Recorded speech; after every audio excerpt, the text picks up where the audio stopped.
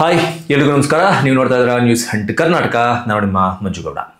ಕರ್ನಾಟಕದಲ್ಲಿ RSS ban ಕಳೆದ ಒಂದು 2-3 ದಿನಗಳಿಂದ ಈ ಮಾತು ಕರ್ನಾಟಕದಲ್ಲಿ ಸಿಕ್ಕಾಪಟ್ಟೆ ಕೇಳೋದಕ್ಕೆ ಸಿಗ್ತಾ ಇದೆ. ಅದಕ್ಕೆ ಕಾರಣ ಕೂಡ ಇದೆ. ಕರ್ನಾಟಕದಲ್ಲಿ RSSನ ಬ್ಯಾನ್ ಮಾಡಬೇಕು ಎನ್ನುವ ನಿಟ್ಟಿನಲ್ಲಿ ಕಾಂಗ್ರೆಸ್ನ ಕೆಲವೊಂದಷ್ಟು ಸಚಿವರು, ಶಾಸಕರು, ನಾಯಕರು ಮಾಧ್ಯಮಗಳ ಮುಂದೆ ಬಂದು ಹೇಳಿಕೆಯನ್ನ ಕೊಟ್ಟ ಆಧಾರದ ಮೇಲೆ RSS ಕರ್ನಾಟಕದಲ್ಲಿ ಬ್ಯಾನ್ ಆಗಿಬಿಡುತ್ತೆ, ಬ್ಯಾನ್ ಅನ್ನ ಮಾಡೋದಕ್ಕೆ ಒಂದಷ್ಟು ನಿಯಮಾವಳಿಗಳನ್ನ ತರ್ತಾರೆ. ಹೀಗೆ ಸಾಕಷ್ಟು ಊಹಾಪೋಹದ ಸುದ್ದಿಗಳು ಹರಡಿಕೊಂಡಿತ್ತು. ಅದಕ್ಕೆ ಸಂಬಂಧಪಟ್ಟಂತೆ ಒಂದಷ್ಟು ಬೆಳವಣಿಗೆಗಳು ಕರ್ನಾಟಕದಲ್ಲಿ ನಡೆದಿದೆ. ಪಕ್ಕದ ತಮಿಳುನಾಡನ್ನು ಸಹ ಉದಾಹರಣೆಯಾಗಿ ಇಟ್ಕೊಂಡು ಒಂದಷ್ಟು ರೂಲ್ಸ್ ಅನ್ನ ಇದೀಗ ಕರ್ನಾಟಕ ಸರ್ಕಾರ ಮಾಡಿ ಮುಗಿಸಿದೆ.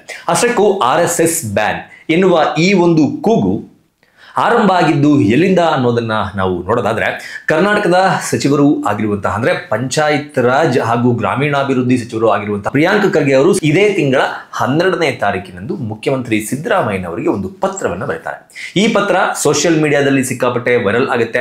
ಈ ಪತ್ರ ವೈರಲ್ ಆದ ಬಳಿಕ ಪ್ರಿಯಾಂಕ್ ಖರ್ಗೆ ಅವರು ಕರ್ನಾಟಕದ ಒಂದು ಉನ್ನತ ಸ್ಥಾನದಲ್ಲಿದ್ರು ಕೂಡ, ಅವರು ಸಚಿವರಾಗಿದ್ರು ಕೂಡ ಅವರಿಗೆ ಬೆದರಿಕೆ ಕರೆಗಳು ಸಾಕಷ್ಟು ಬಂದಿರುತ್ತೆ. RSSನ ಬ್ಯಾನ್ನ ವಿಚಾರವಾಗಿ ಸ್ಟೇಟ್ಮೆಂಟ್ ಅನ್ನ ಕೊಟ್ಟಿದ್ದಕ್ಕೆ, ಅದರ ಜೊತೆಗೆ ಮುಖ್ಯಮಂತ್ರಿ ಸಿದ್ದರಾಮಯ್ಯನವರಿಗೆ ಪತ್ರವನ್ನ ಬರೆದಿದ್ದಕ್ಕೆ. ಇದನ್ನ ಸ್ವತಃ ಪ್ರಿಯಾಂಕ್ ಖರ್ಗೆ ಅವರು ಮಾಧ್ಯಮಗಳ ಮುಂದೆ ಬಂದು ಹೇಳಿಕೊಂಡಿದ್ರು, ವಿಡಿಯೋಗಳನ್ನ ಸಹ ಮಾಡಿ ಬಿಟ್ಟಿದ್ರು, ಅದಕ್ಕೆ ಸಂಬಂಧಪಟ್ಟಂತೆ ಕಂಪ್ಲೇಂಟ್ ಅನ್ನ ಸಹ ಕೊಟ್ಟಿದ್ರು. ಹೀಗೆ ಚರ್ಚೆಗಳು, ಒಂದು ಕಡೆ ಕಾಂಗ್ರೆಸ್, ಮತ್ತೊಂದು ಕಡೆ ಬಿಜೆಪಿ, ಇನ್ನೊಂದು ಕಡೆ RSS ಅನ್ನ ಸಪೋರ್ಟ್ ಮಾಡ್ತಾ ಇರುವಂತಹ ಒಂದಷ್ಟು ಜನ ಚರ್ಚೆಗೆ ಎಳೆದಿದ್ರು. RSS ಬ್ಯಾನ್ ಮಾಡೋದಕ್ಕೆ ಆಗುತ್ತಾ, ಯಾಕೆ ಬ್ಯಾನ್ ಮಾಡ್ತಾರೆ, ಯಾಕೆ ಬ್ಯಾನ್ ಮಾಡಬಾರ್ದು, ಹೀಗೆ ಸಾಕಷ್ಟು ಚರ್ಚೆಗಳು ಬಂದು ಹೋಗಿದೆ. ಇದೀಗ ಈ ನಿಟ್ಟಿನಲ್ಲಿ ಕರ್ನಾಟಕ ಸರ್ಕಾರ ಒಂದಷ್ಟು ಮಹತ್ವದ ನಿರ್ಧಾರಗಳನ್ನ ಇವತ್ತಿನ ಸಚಿವ ಸಂಪುಟದ ಸಭೆಯಲ್ಲಿ ತೆಗೆದುಕೊಂಡಿದೆ. ಅಷ್ಟಕ್ಕೂ ಸಚಿವ ಪ್ರಿಯಾಂಕ್ ಖರ್ಗೆ ಅವರು ಸಿದ್ದರಾಮಯ್ಯನವರಿಗೆ ಬರೆದಂತಹ ಪತ್ರದಲ್ಲಿ ಏನಿತ್ತು ಅನ್ನೋದನ್ನ ನಾವು ನೋಡೋದಾದ್ರೆ, RSS ತನ್ನ ಕಾರ್ಯಕ್ರಮಗಳನ್ನ ಆಯೋಜನೆ ಮಾಡುತ್ತೆ. ಆಯೋಜನೆ ಮಾಡಬೇಕಾದ್ರೆ ಸಾಕಷ್ಟು ಅನುಮತಿಗಳನ್ನ, ಅಂದ್ರೆ ಸರ್ಕಾರದಿಂದ ಪರ್ಮಿಷನ್ಗಳನ್ನ ತೆಗೆದುಕೊಳ್ಳೋದಿಲ್ಲ. ಅದರ ಜೊತೆಗೆ ಸರ್ಕಾರಕ್ಕೆ ಸೇರಿದಂತಹ ಶಾಲೆಗಳು, ಕಾಲೇಜುಗಳು ಹಾಗೂ ಸಾಕಷ್ಟು ಸರ್ಕಾರಿ ಪ್ರದೇಶಗಳಲ್ಲಿ RSS ತನ್ನ ಕಾರ್ಯಕ್ರಮವನ್ನ ಯಾವುದೇ ರೀತಿಯ ಅನುಮತಿಯನ್ನ ತೆಗೆದುಕೊಳ್ಳದೆ ಮಾಡ್ತಾ ಇದೆ. ಈ ಎಲ್ಲದಕ್ಕೂ ಸಹ ಕಡಿವಾಣವನ್ನ ಹಾಕಬೇಕು ಎನ್ನುವ ನಿಟ್ಟಿನಲ್ಲಿ ಒಂದು ಪತ್ರವನ್ನ ಪ್ರಿಯಾಂಕ್ ಖರ್ಗೆ ಅವರು ಸಿದ್ದರಾಮಯ್ಯನವರಿಗೆ ಬರೆದಿದ್ರು. ಸರ್ಕಾರಕ್ಕೆ ಪತ್ರವನ್ನ ಬರೆಯೋದು, ಪ್ರಿಯಾಂಕ್ ಖರ್ಗೆ ಅವರಿಗೆ ಪತ್ರವನ್ನ ಬರೆಯೋದು, ಪೊಲೀಸರಿಗೆ ಪತ್ರವನ್ನ ಬರೆಯೋದು, ಸಿದ್ದರಾಮಯ್ಯನವರಿಗೆ ಪತ್ರವನ್ನ ಬರೆಯೋದು, ಹೀಗೆ ಪತ್ರವನ್ನ ಬರೆಯುವ ಒಂದು ಪದ್ಧತಿ ಸಾಕಷ್ಟು ಹಿಂದಿನಿಂದ ಕೂಡ ನಡೆದುಕೊಂಡು ಬರ್ತಾ ಇದೆ. ಆದ್ರೆ ಆ ಪತ್ರಕ್ಕೆ ಸರ್ಕಾರಗಳಾಗ್ಲಿ ಅಧಿಕಾರಿಗಳಾಗ್ಲಿ ಯಾವ ರೀತಿ ಸ್ಪಂದನೆಯನ್ನ ಕೊಡ್ತಾರೆ ಅನ್ನೋದು ಬಹಳ ಮುಖ್ಯ ಆಗುತ್ತೆ. ಆದ್ರೆ ಈ ಪತ್ರ ಬರೆದ ನಂತರ ಈ ಪತ್ರ ಸಾಕಷ್ಟು ಸೀರಿಯಸ್ ಆದಂತಹ ಪತ್ರ ಆಗಿತ್ತು. ಈ ಪತ್ರವನ್ನ ಯಾವುದೇ ಕಾರಣಕ್ಕೂ CM ಸಿದ್ದರಾಮಯ್ಯನವರು ಕಡೆಗಣಿಸುವ ಹಾಗೆ ಇರಲಿಲ್ಲ. ಯಾಕಪ್ಪ ಅಂತಂದ್ರೆ ಪತ್ರವನ್ನ ಬರೆದಿದ್ದಂಥದ್ದು ಪ್ರಿಯಾಂಕ್ ಖರ್ಗೆ ಅವರು. ಪ್ರಿಯಾಂಕ್ ಖರ್ಗೆ ಕರ್ನಾಟಕದ ಸರ್ಕಾರದಲ್ಲಿ ಸಚಿವರಾಗಿ ಕಾರ್ಯವನ್ನ ನಿರ್ವಹಿಸ್ತಾ ಇದ್ದಾರೆ. ಆ ಕಾರಣಕ್ಕಾಗಿ ಅವರ ಪತ್ರವನ್ನ ಉದಾಸೀನ ಮಾಡುವ ಹಾಗಿರಲಿಲ್ಲ. ಎಲ್ಲದಕ್ಕಿಂತ ಮುಖ್ಯವಾಗಿ ಪ್ರಿಯಾಂಕ್ ಖರ್ಗೆ ಅವರು AICCಯ ಅಧ್ಯಕ್ಷರಾಗಿರುವಂತಹ ಮಲ್ಲಿಕಾರ್ಜುನ ಖರ್ಗೆ ಅವರ ಪುತ್ರರೂ ಆಗಿರುವ ಕಾರಣಕ್ಕೆ ಇವರು ಸಿದ್ದರಾಮಯ್ಯನವರಿಗೆ ಬರೆದಿರುವಂತಹ ಪತ್ರವನ್ನ ಯಾವುದೇ ಕಾರಣಕ್ಕೂ ನೆಗ್ಲೆಕ್ಟ್ ಮಾಡುವಂತಹ ಸ್ಥಿತಿಯಲ್ಲಿ ಸಿದ್ದರಾಮಯ್ಯನವರು ಇರಲಿಲ್ಲ. ಹಾಗಾಗಿ ಇದೇ ಕಾರಣಕ್ಕಾಗಿ ಪ್ರಿಯಾಂಕ್ ಖರ್ಗೆ ಅವರು ಬರೆದಿರುವ, ಅಂದ್ರೆ RSSನ ಸಲುವಾಗಿ ಬರೆದಿರುವಂತಹ ಒಂದು ಪತ್ರವನ್ನ ಸಿದ್ದರಾಮಯ್ಯನವರು ತುಂಬಾ ಸೀರಿಯಸ್ ಆಗಿ ತಗೋತಾರೆ. ಸೀರಿಯಸ್ ಆಗಿ ತೆಗೆದುಕೊಳ್ಳುವುದರ ಮೂಲಕ ಒಂದಷ್ಟು ಸೂಚನೆಗಳನ್ನ ಸಹ ಕೊಡ್ತಾರೆ. ಹೀಗೆ ಸಿದ್ದರಾಮಯ್ಯನವರು ಈ ಪತ್ರವನ್ನ ಸೀರಿಯಸ್ ಆಗಿ ತೆಗೆದುಕೊಂಡ ನಂತರ ಮುಖ್ಯ ಕಾರ್ಯದರ್ಶಿ ಆಗಿರುವಂತಹ ಶಾಲಿನಿ ರಜನೀಶ್ ಅವರಿಗೆ ಈ ಪತ್ರವನ್ನ ಮಾಡ್ತಾರೆ, ಅಥವಾ ಸೂಚನೆಯನ್ನ ಕೊಡ್ತಾರೆ, ಅಥವಾ ರವಾನೆಯನ್ನ ಮಾಡ್ತಾರೆ. ಈ ಪತ್ರದ ಸಲುವಾಗಿ ಒಂದಷ್ಟು ನಿಯಮಗಳನ್ನ ಜಾರಿಗೆ ತರುವ ನಿಟ್ಟಿನಲ್ಲಿ ಒಂದು ವರದಿಯನ್ನ ಸಿದ್ಧ ಮಾಡಬೇಕು ಅಂತ ಶಾಲಿನಿ ರಜನೀಶ್ ಅವರಿಗೆ ಒಂದು ಸೂಚನೆ ಸಿದ್ದರಾಮಯ್ಯನವರ ಕಡೆಯಿಂದ ಹೋಗುತ್ತೆ. ಆ ನಂತರ ಶಾಲಿನಿ ರಜನೀಶ್ ಅವರು ಅಕ್ಕಪಕ್ಕದ ರಾಜ್ಯಗಳಲ್ಲಿ ಹಾಗೂ ಭಾರತದಲ್ಲಿ ಯಾವೆಲ್ಲ ರಾಜ್ಯಗಳಲ್ಲಿ RSSನ ಬ್ಯಾನ್ ಮಾಡುವ ನಿಟ್ಟಿನಲ್ಲಿ ಕ್ರಮವನ್ನ ಕೈಗೊಂಡಿದ್ದಾರೆ, ಅದರ ಜೊತೆಗೆ RSS ಚಟುವಟಿಕೆಗಳನ್ನ ಹತ್ತಿಕ್ಕುವ ಅಥವಾ ಕಂಟ್ರೋಲ್ ಮಾಡುವ ನಿಟ್ಟಿನಲ್ಲಿ ಕ್ರಮಗಳನ್ನ ಕೈಗೊಂಡಿದ್ದಾರೆ ಅಂತ ಒಂದಷ್ಟು ರಿಸರ್ಚ್ ಅನ್ನ ಮಾಡೋದಕ್ಕೆ ಮುಂದಾಗ್ತಾರೆ. ಈ ರೀತಿ ಒಂದಷ್ಟು ರಿಸರ್ಚ್ ಅನ್ನ ಮಾಡಿದಂತಹ ಶಾಲಿನಿ ಅವರು ಸಿದ್ದರಾಮಯ್ಯನವರ ಸರ್ಕಾರಕ್ಕೆ ಒಂದು ವರದಿಯನ್ನ ಕೊಡ್ತಾರೆ. ಆ ವರದಿಯಲ್ಲಿ ಏನಿತ್ತಪ್ಪ ಅಂತಂದ್ರೆ, ಇನ್ನು ಮುಂದೆ RSS ಕರ್ನಾಟಕದಲ್ಲಿ ಸರ್ಕಾರದ ಜಾಗ, ಸರ್ಕಾರದ ಆಸ್ತಿಗಳು, ಹೆಚ್ಚಾಗಿ ಜನರು ಇರುವಂತಹ ಪ್ರದೇಶಗಳು, ಸೂಕ್ಷ್ಮ ಮತ್ತು ಅತಿ ಸೂಕ್ಷ್ಮ ಪ್ರದೇಶಗಳು, ಸೂಕ್ಷ್ಮ ಮತ್ತು ಅತಿ ಸೂಕ್ಷ್ಮ ಅಂದ್ರೆ ಕೋಮು ಸಂಘರ್ಷ ಏರ್ಪಡುವಂತಹ ಜಾಗಗಳಲ್ಲಿ ಕಾರ್ಯಕ್ರಮಗಳನ್ನ ಮಾಡುವಂತಿಲ್ಲ. ಅದರ ಜೊತೆಗೆ ಅಲ್ಪಸಂಖ್ಯಾತರು ಹಾಗೂ ಜನನಿಬಿಡ ಪ್ರದೇಶ, ಜನರು ಹೆಚ್ಚಾಗಿ ಹೆಚ್ಚಾಗಿರುವಂತಹ ಪ್ರದೇಶದಲ್ಲಿ ಯಾವುದೇ ಕಾರಣಕ್ಕೂ RSS ಕಾರ್ಯಕ್ರಮಗಳನ್ನ ಮಾಡುವಂತಿಲ್ಲ.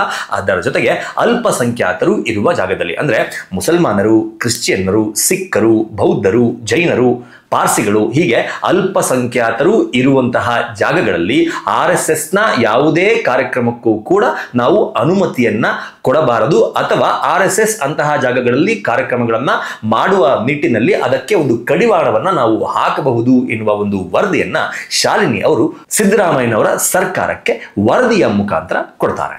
ಇದರ ಜೊತೆಗೆ RSSನ ಕರ್ನಾಟಕದಲ್ಲಿ ಬ್ಯಾನ್ ಮಾಡುವ ವಿಚಾರದಲ್ಲಿ ಹಾಗೂ RSSನ ಕಾರ್ಯಕ್ರಮಗಳಿಗೆ ಕಡಿವಾಣವನ್ನ ಹಾಕುವ ವಿಚಾರದಲ್ಲಿ ಪಕ್ಕದ ತಮಿಳುನಾಡಿನ ಮಾದರಿಯನ್ನ ಕರ್ನಾಟಕ ಸರ್ಕಾರ ಅನುಸರಿಸುತ್ತೆ ಅಂತ ಒಂದಷ್ಟು ಸುದ್ದಿಗಳು ಓಡಾಡ್ತಾ ಇತ್ತು. ಅದು ಇದೀಗ ನಿಜ ಅಂತ ಅನಿಸ್ತಾ ಇದೆ. ಯಾಕಪ್ಪ ಅಂತಂದ್ರೆ ಪಕ್ಕದ ತಮಿಳುನಾಡಿನಲ್ಲಿ DMK ಸರ್ಕಾರ ಇದೆ. ಮುಖ್ಯಮಂತ್ರಿಯಾಗಿ ಸ್ಟಾಲಿನ್ ಅವರು ಇದ್ದಾರೆ. DMK ಸರ್ಕಾರದ ಮುಖ್ಯಮಂತ್ರಿ ಆಗಿರುವಂತಹ ಸ್ಟಾಲಿನ್ ಅವರು RSSನ ವಿಚಾರವಾಗಿ ಒಂದಷ್ಟು ನಿಯಮಾವಳಿಗಳನ್ನ ತಮಿಳುನಾಡಿನಲ್ಲಿ ಜಾರಿಗೆ ತಂದಿದ್ದಾರೆ. ಯಾವೆಲ್ಲ ನಿಯಮಾವಳಿಗಳು? RSS ಸಂಘಟನೆ ಇದೆಯಲ್ಲ, ಈ ಸಂಘಟನೆ ತನ್ನ ಶಾಖೆಯ ಪ್ರೋಗ್ರಾಂಗಳನ್ನ ಸರ್ಕಾರದ ಆಸ್ತಿ ಅಥವಾ ಜಾಗ ಅಥವಾ ಸಾರ್ವಜನಿಕರು ಹೆಚ್ಚಾಗಿ ಇರುವಂತಹ ಪ್ರದೇಶಗಳಲ್ಲಿ ಮಾಡುವಂತಿಲ್ಲ. ಯಾವುದೇ ಶಾಖೆಯ ಕಾರ್ಯಕ್ರಮಗಳನ್ನ ಮಾಡುವಂತಿಲ್ಲ. ಗುರುಪೂಜೆಗಳಂತಹ ಕಾರ್ಯಕ್ರಮಗಳನ್ನ ಮಾಡುವಂತಿಲ್ಲ. ರೂಟ್ ಮಾರ್ಚ್ ಏನ್ ಮಾಡ್ತಾರೆ ಅಂದ್ರೆ ಪಥಸಂಚಲನ ಏನ್ ಮಾಡ್ತಾರೆ, ಈ ರೀತಿಯ ಪಥಸಂಚಲನಗಳನ್ನ ಕೂಡ ಮಾಡುವಂತಿಲ್ಲ ಎನ್ನುವ ಒಂದು ನಿಯಮವನ್ನ ತಂದಿದೆ. ಅದಕ್ಕೆ ಏನಾದರೂ RSS ಅನುಮತಿಯನ್ನ ಕೋರಿ ಸರ್ಕಾರಕ್ಕೆ ಮನವಿಯನ್ನ ಸಲ್ಲಿಸಿದ್ರೆ ಅಥವಾ ಪತ್ರವನ್ನ ಸಲ್ಲಿಸಿದ್ರೆ ತಮಿಳುನಾಡಿನ ಸರ್ಕಾರ ಅದನ್ನ ಖಡಾಖಂಡಿತವಾಗಿ ನಿರಾಕರಿಸುವ ಮೂಲಕ ಈ ಎಲ್ಲಾ ಜಾಗಗಳಲ್ಲಿ RSSಗೆ ಒಂದು ಕಡಿವಾಣವನ್ನ ಹಾಕುವ ನಿಟ್ಟಿನಲ್ಲಿ ಒಂದು ಕಾರ್ಯಕ್ರಮವನ್ನ ಪಕ್ಕದ ತಮಿಳುನಾಡಿನಲ್ಲಿ ರೂಪಿಸಿದೆ. ಇದೇ ಒಂದು ಆಧಾರದ ಮೇಲೆ ಕರ್ನಾಟಕದಲ್ಲೂ ಸಹ RSSನ ಮೇಲೆ ಒಂದಷ್ಟು ಕಡಿವಾಣಗಳನ್ನ ಹಾಕುವ ನಿಟ್ಟಿನಲ್ಲಿ ಕೆಲಸಗಳು ಆರಂಭ ಆಗಿದೆ. ಸೊ ಇಷ್ಟೆಲ್ಲ ವರದಿಯನ್ನ ಅಕ್ಕಪಕ್ಕದ ರಾಜ್ಯಗಳಲ್ಲಿ RSSನ ಸಲುವಾಗಿ ಯಾವೆಲ್ಲ ರೀತಿಯ ನಿಯಮಗಳನ್ನ ಜಾರಿಗೆ ತರಲಾಗಿದೆ ಎನ್ನುವ ಒಂದು ವರದಿಯನ್ನ ತರಿಸಿಕೊಳ್ಳುವ ಮೂಲಕ ಇವತ್ತು ಕರ್ನಾಟಕ ಸರ್ಕಾರ ಒಂದು ಸಚಿವ ಸಂಪುಟ ಸಭೆಯನ್ನ ಮಾಡುವ ಮೂಲಕ ಒಂದಷ್ಟು ನಿಯಮಗಳನ್ನ ಜಾರಿಗೆ ತರುವ ನಿಟ್ಟಿನಲ್ಲಿ ಕೆಲಸವನ್ನ ಮಾಡಿ ಮುಗಿಸಿದೆ. ಯಾವೆಲ್ಲ ಒಂದು ನಿಯಮಗಳನ್ನ ಜಾರಿಗೆ ತರೋದಕ್ಕೆ ಸರ್ಕಾರ ನಿರ್ಧಾರ ಮಾಡಿದೆ ಅನ್ನೋದನ್ನ ನಾವು ನೋಡೋದಾದ್ರೆ, ಇನ್ನು ಮುಂದೆ ಕರ್ನಾಟಕದಲ್ಲಿ RSS ಸರ್ಕಾರಿ ಜಾಗಗಳಲ್ಲಿ ಅಥವಾ ಸರ್ಕಾರಿ ಆಸ್ತಿಗಳಲ್ಲಿ ಯಾವುದೇ ರೀತಿಯ ಕಾರ್ಯಕ್ರಮಗಳನ್ನ ಮಾಡುವುದಕ್ಕೆ ಅನುಮತಿಯನ್ನ ಪಡೆದುಕೊಳ್ಳಬೇಕು. ಯಾವುದೇ ರೀತಿಯ ಅನುಮತಿಯನ್ನ ಪಡೆದುಕೊಳ್ಳದೆ RSS ಅವರಿಗೆ ಇಷ್ಟ ಬಂದ ರೀತಿಯಲ್ಲಿ ಪ್ರೋಗ್ರಾಂಗಳನ್ನ ಮಾಡೋದಾಗ್ಲಿ, ರೂಟ್ ಮಾರ್ಚ್ಗಳನ್ನ ಮಾಡೋದಾಗ್ಲಿ ಮಾಡಿದ್ರೆ ಅವರ ವಿರುದ್ಧ ಕಠಿಣ ಕ್ರಮವನ್ನ ತೆಗೆದುಕೊಳ್ಳಲಾಗುವುದು ಎನ್ನುವ ಒಂದು ನಿರ್ಧಾರಕ್ಕೆ ರಾಜ್ಯ ಸರ್ಕಾರ ಬಂದಿದೆ. ಇದು ಕೇವಲ RSSಗೆ ಮಾತ್ರನಾ? ನೋ, ಈ ವಿಚಾರದಲ್ಲಿ ಕರ್ನಾಟಕ ಸರ್ಕಾರ ಒಂದು ಜಾಣ ನಡೆಯನ್ನ ಅನುಸರಿಸಿದೆ ಅಂತ ಹೇಳ್ಬೋದು. ಯಾಕಪ್ಪ ಅಂತಂದ್ರೆ RSS ಅಂದ್ರೆ ರಾಷ್ಟ್ರೀಯ ಸ್ವಯಂ ಸೇವಕ ಸಂಘ. ಈ ಸಂಘ ಭಾರತದಲ್ಲಿ ಹಿಂದುತ್ವವನ್ನ ಉಳಿಸುವ ದೃಷ್ಟಿಯಲ್ಲಿ ಸಾಕಷ್ಟು ಕೆಲಸಗಳನ್ನ ಮಾಡ್ತಾ ಇರೋದು ಕರ್ನಾಟಕ ಕಾಂಗ್ರೆಸ್ ಸರ್ಕಾರಕ್ಕೆ ಗೊತ್ತಿದೆ.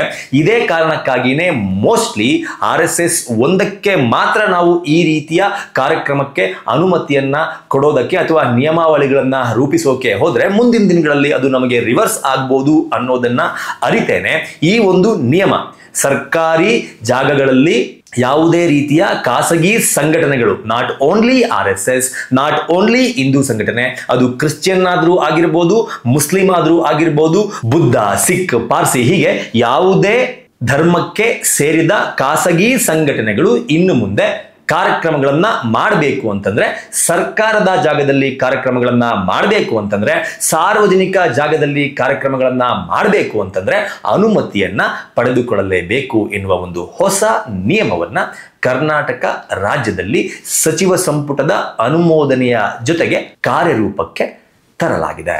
ಸೊ ಇದಿಷ್ಟು RSSನ ವಿಚಾರವಾಗಿ, RSSನ ಕರ್ನಾಟಕದಲ್ಲಿ ಬ್ಯಾನ್ ಮಾಡಬೇಕು ಎನ್ನುವ ವಿಚಾರವಾಗಿ ಕಳೆದ 3-4 ದಿನಗಳಿಂದ ಕರ್ನಾಟಕದಲ್ಲಿ ವೈರಲ್ ಆಗಿದ್ದಂತಹ ಅಥವಾ ಕರ್ನಾಟಕದಲ್ಲಿ ಮುನ್ನೆಲೆಗೆ ಬಂದಿದ್ದಂತಹ ಒಂದು ಸುದ್ದಿ ಈಗ ಈ ರೀತಿ ಅಂತ್ಯವಾಗಿದೆ. ಇದರ ಬಗ್ಗೆ ಲಿಟರಲಿ ನಿಮ್ಮ ಅಭಿಪ್ರಾಯ ಏನು?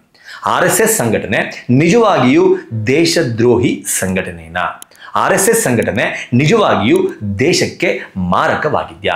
RSS ಸಂಘಟನೆಯನ್ನ ಹತ್ತಿಕ್ಕುವ ದೃಷ್ಟಿಯಲ್ಲಿ ದೇಶದ ಬೇರೆ ಬೇರೆ ರಾಜ್ಯಗಳು ಒಂದಷ್ಟು ನಿಯಮಗಳನ್ನ ರೂಪಿಸ್ತಾ ಇದ್ದಾವೆ. ಆ ನಿಯಮಗಳು ನಿಜವಾಗಿಯೂ ಕೂಡ ಸರಿಯಾಗಿ ಇದೆಯಾ?